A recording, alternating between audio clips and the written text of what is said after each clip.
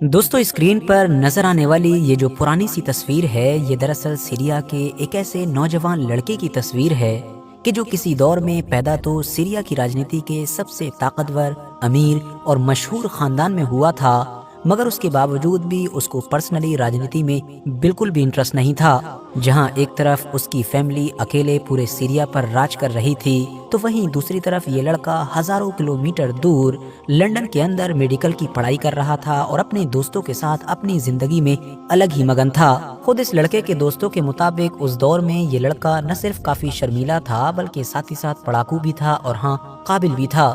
مگر اچانک سے 1994 میں ٹی وی کے اوپر ایک ایسی خبر دکھائی دی، ایک ایسی نیوز آئی کہ جس نے اس لڑکے کی زندگی کو بدل کر رکھ دیا، کیونکہ بچپن سے ہی پولیٹکس سے کوسوں دور رہنے والا یہ لڑکا راتوں رات اس خبر کی وجہ سے نہ صرف سیریا واپس آیا بلکہ سیریا کی سب سے طاقتور گدی پر بھی بیٹھا، اور اس کے بعد یہی قابل، شرمیلا اور سیدھا سا لڑکا ہی ایک ایسے خوخار نیتا میں بدل گیا کہ جس کو اگر موجودہ مسلم دنیا کا سب سے ظالم نیتا کہا جائے تو شاید کہنا غلط نہیں ہوگا۔ کوئی ایسا وار کرائم نہیں کہ جو اس انسان نے اپنے لوگوں کے خلاف کیا نہ ہو، یا ایٹ لیسٹ اس کرائم کو کرنے کا اس انسان کے اوپر الزام نہ لگا ہو۔ یہی وجہ ہے کہ خود سیریا یا اس کے آس پاس کے بھی بہت سارے علاقوں میں اب اس نیتا کو ماڈرن سیریا کا یزید کہا جانے لگا۔ دراصل ابھی تک تو آپ لوگ سمجھ بھی چکے ہوں گے کہ یہاں پر کسی اور کی بات نہیں ہو رہی ہے بلکہ سیریا کی گدی پر لمبے وقت سے بیٹھے ہوئے اسی پریزیڈنٹ کی بات ہو رہی ہے کہ جس کو دنیا آج کے دور میں بشار الاسد یا بشار الاسد کے نام سے جانتی ہے۔ دوستو سیریا کے بشار الاسد کی زندگی پر اور بھی گہرائی کے ساتھ روشنی ڈالیں اس سے پہلے میری آپ لوگوں سے بس ایک چھوٹی سی ریکویسٹ ہے کہ اگر ابھی تک آپ لوگوں نے ہمارا سیکنڈ چینل کہ جس پر ہم لوگ مینلی نیوز کور کرتے ہیں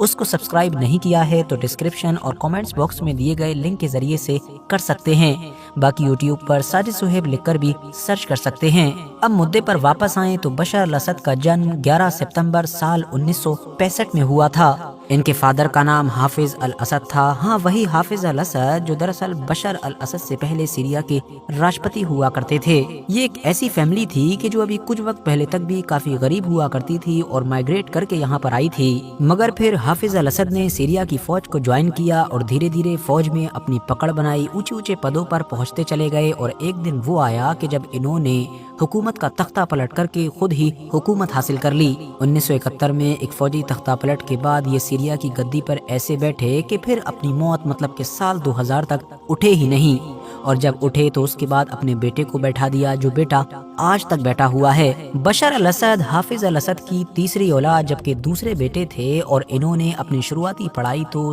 دمشق یا اس کے آس پاس کے علاقوں میں ہی کی، بعد میں اپنی ہائر ایجوکیشن کے لیے یہ لندن چلے گئے۔ اور جیسا کہ ہم نے شروع میں جانا کہ بشار الاسد کو بالکل شروعات سے ہی پولیٹکس میں کوئی انٹرسٹ نہیں تھا، ان کا نیچر کس طریقے کا تھا، ان کی عادتیں کیا تھی وہ بھی ہم شروع میں جان چکے ہیں۔ بشار الاسد سے الٹ ان کے جو بڑے بھائی تھے مطلب کہ باسل، وہ پولیٹکس میں شروع سے ہی کافی انوالو تھے، ان کو اس میں انٹرسٹ تھا،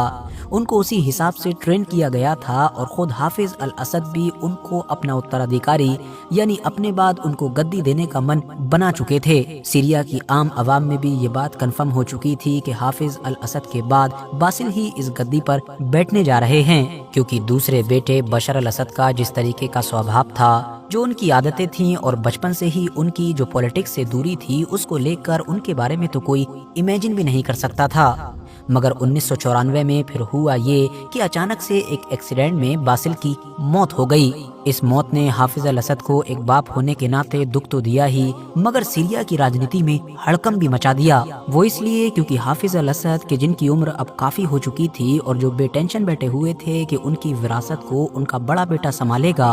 اب ان کے سامنے یہ سب سے بڑا سوال کھڑا ہو چکا تھا کہ آخر بڑے بیٹے کی موت کے بعد اب اس راجنیتک وراثت کو کون سنبھالے گا، کیونکہ بشار الاسد جو لندن میں رہ رہے تھے ان کا تو بچپن سے ہی راجنیتی سے کوئی لینا دینا نہیں تھا، بس اسی لیے فوراً اب ایمرجنسی کی کنڈیشن میں سب کچھ چھوڑ چھاڑ کر لندن سے زبردستی بشار الاسد کو سیریا لایا گیا، اور یہاں پر ان کی تیاری شروع کروائی گئی، اور سب سے پہلے ان کو 3 لیئرز میں ٹریننگ دی گئی۔ پہلی ٹریننگ کے تحت تو یہ کیا گیا کہ جتنے بھی سیریا کے سرکاری سیکٹرز تھے مطلب گورنمنٹ کے سیکٹرز تھے، اور ساتھ ہی ساتھ جو فوج تھی یا پھر کمانڈو یونٹس وغیرہ تھے، ان سب کا بشار الاسد کو چیف بنا دیا گیا، تاکہ بشار الاسد کو اندازہ ہو سکے کہ سرکاری ڈپارٹمنٹس کس طریقے سے کام کرتے ہیں، اور خاص طور سے आर्मी किस तरीके से काम करती है, क्योंकि सीरिया की आर्मी सीरिया के प्रेसिडेंट के अंडर में रहती है, तो हो ना हो आगे चलकर बशर अल असद को इस आर्मी को कंट्रोल करना था। दूसरी लेयर की ट्रेनिंग में किया ये गया कि बशर अल असद की इमेज को सीरिया के आम लोगों में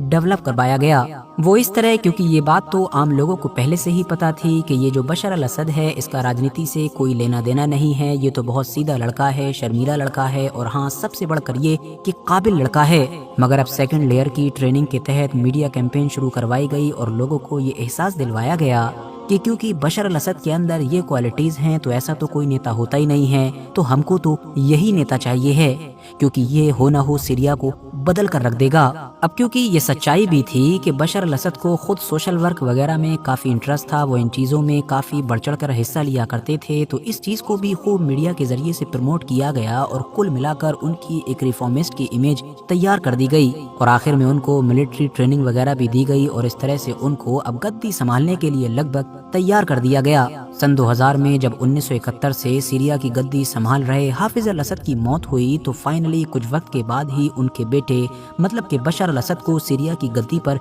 बैठा ही दिया गया। मगर वर्थ नोटिसिंग बात यह है कि साल 2000 आने के बाद भी एक राष्ट्रपति बनने के हिसाब से बशर अल असद काफी यंग थे। उनकी उम्र इतनी ज्यादा कम थी कि उनको जबरदस्ती राष्ट्रपति बनाने के लिए सीरिया के कानून में तक बदलाव कर दिया गया। वो इस तरह के सीरिया के कानून में देश का राष्ट्रपति बनने के लिए कम से कम उम्र जो 40 साल थी उसको घटाकर 34 कर दिया गया, ताकि हाफिज अल असद के बेटे बशर अल असद उस उम्र में फिट आ सकें। वो दिन था और आज का दिन है कि बशर अल असद सीरिया की गद्दी से हटे ही नहीं हैं। चुनाव भी होते रहे हैं, कभी ईमानदारी तो कभी बेईमानी, लेकिन जीत तो आखिर बशर अल असद की ही होती है। शुरुआत में बशर अल असद ने जब सीरिया की गद्दी संभाली थी तो उनके पास लगभग सारे ही लोगों का सपोर्ट था, सीरिया की लगभग सारी ही अवाम खुश थी। उसकी पहली वजह तो ये थी कि क्योंकि उनके जो फादर थे मतलब हाफिज अल असद वो एक जालिम डिक्टेटर साबित हुए थे। उनके दौर में चाहे करप्शन हो या अलग अलग फिरकों और मजाहिब के नाम पर डिस्क्रिमिनेशन हो या अपने विरोधियों की दर्दनाक तरीके से आवाज दबाने का मामला हो, ये सारी ही चीजें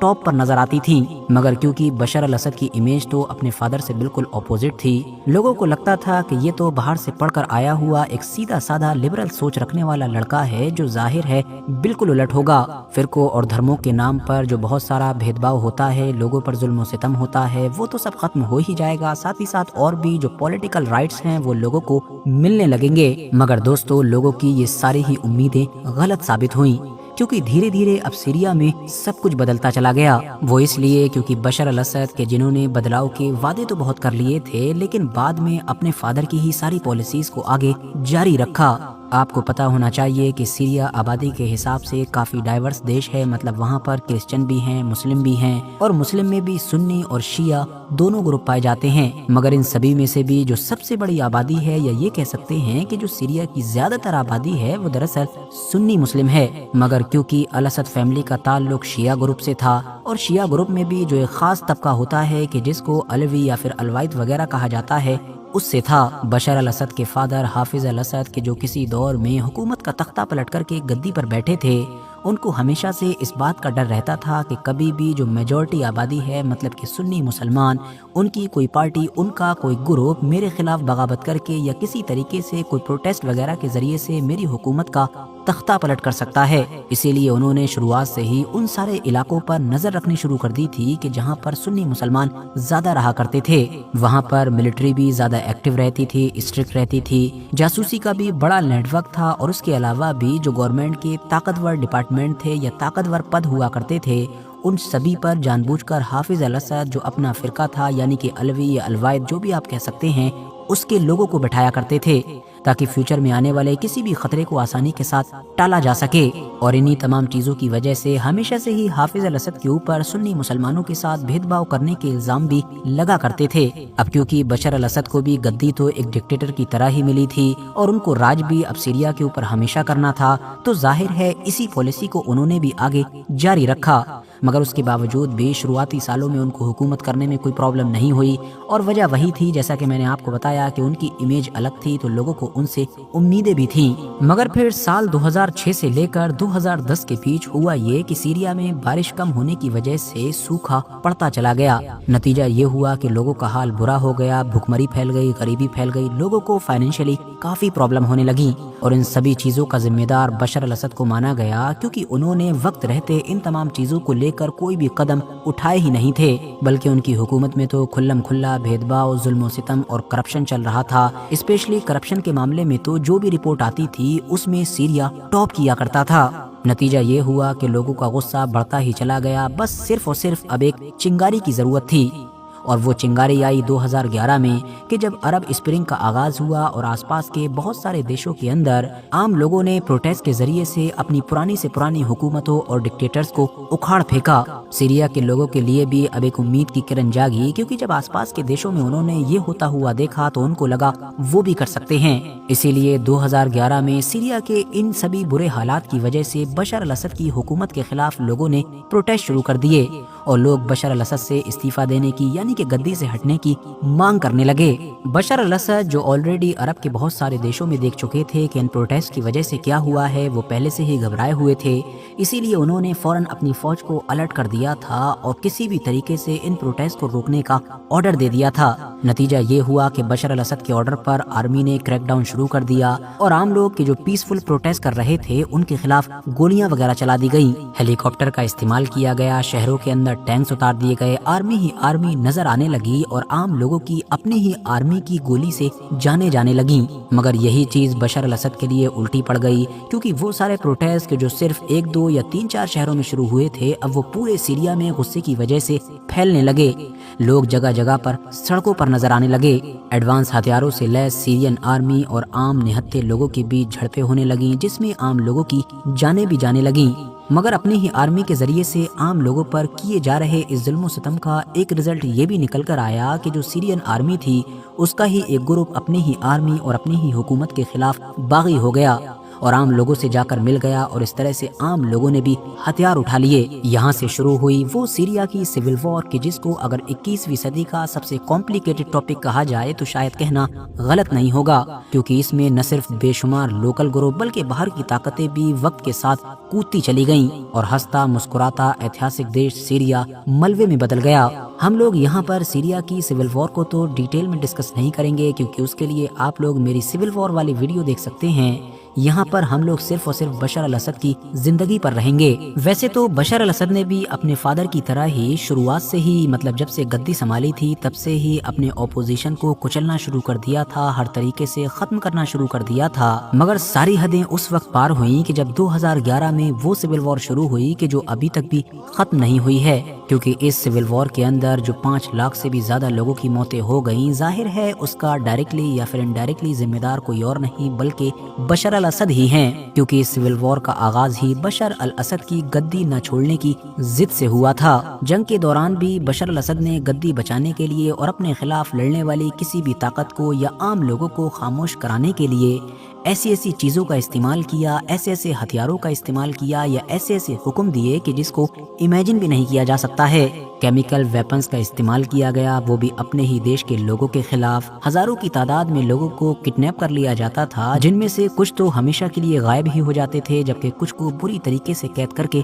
टॉर्चर किया जाता था। अंधाधुंध बमबारी की जाती थी, जिससे हुकूमत के खिलाफ लड़ने वाले फाइटर्स कम और आम लोग ज्यादा मारे जाते थे। हालात ऐसे हो गए थे कि लोग सीरिया से बड़ी तेजी के साथ भाग रहे थे, और जो नहीं भाग पा रहे थे वो बस दुआएं कर रहे थे कि किसी तरह इस इलाके से बाहर निकल जाएं। सीरिया की आधी से ज्यादा आबादी को अपना घर बार छोड़ना पड़ा, और मिलियंस में ऐसे लोग थे कि जो पूरी तरीके से रेफ्यूजी बन गए। उनमें से भी कुछ तो सीरिया के अंदर ही रहे, जबकि बाकी को आसपास के देशों में जाना पड़ा। हालांकि यहाँ पर ये बात भी ऐड कर देना जरूरी है कि खुद असद हुकूमत की तरफ से या फिर उनके सपोर्टर्स की तरफ से ये दावे भी किए जाते हैं कि क्योंकि वेस्टर्न कंट्रीज उनके खिलाफ हैं और मीडिया के ऊपर वेस्टर्न कंट्रीज का प्रभाव है, तो जानबूझकर बशर अल असद के खिलाफ ये प्रोपेगेंडा चलाया गया और उनकी इमेज को खराब किया गया। हो भी सकता है दोस्तों कि इसमें से बहुत सारी चीजें सिर्फ प्रोपेगेंडा हों, लेकिन फिर भी इनमें से ज़्यादातर चीज़ें तो ऐसी हैं कि जिनके इस तरह के सबूत मौजूद हैं कि जिनको आप खुद भी इंटरनेट के ज़रिए से देख सकते हैं।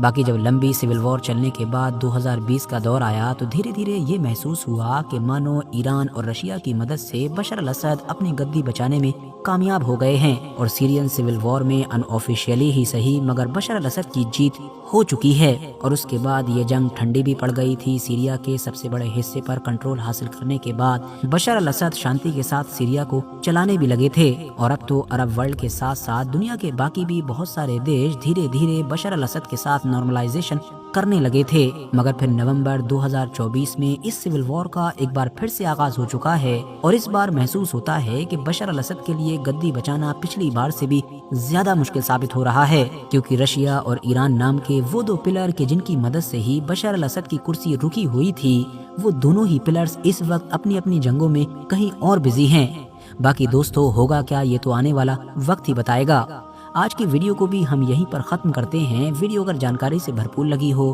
तो लाइक करने के साथ साथ दोस्तों के साथ शेयर कर सकते हैं और ऐसे ही नॉलेजेबल और हिस्टोरिकल वीडियोस हमेशा देखने के लिए हमारे इस चैनल को सब्सक्राइब करने के साथ साथ बेल आइकन को प्रेस कर सकते हैं।